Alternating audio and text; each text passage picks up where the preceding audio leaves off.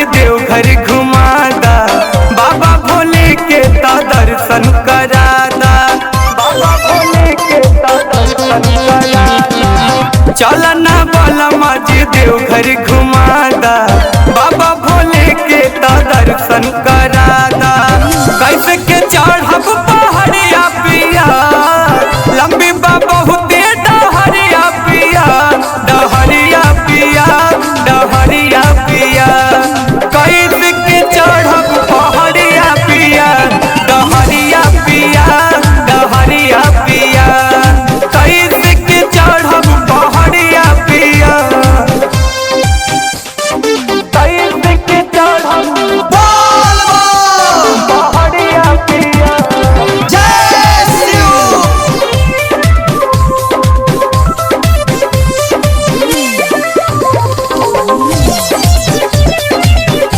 पहले काशी से जलवा उठाई लेवे दा, भोले बाबा के हमरा मनाई लेवे दा, भोले बाबा के हमरा मनाई लेवे दा। लेके कांवर चलल जाई बलम, बाबा के आशीर्वाद रही हो। अब काशी नगर देखा हमनी के साथ रही हो।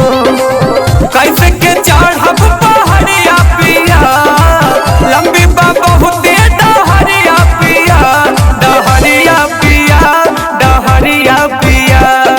कैसे के चढ़ब पहाड़िया पिया, डहरिया पिया, डहरिया पिया। कैसे के चढ़ब पहाड़िया पिया, कैसे के चढ़ब पहाड़िया पिया। जय शिव।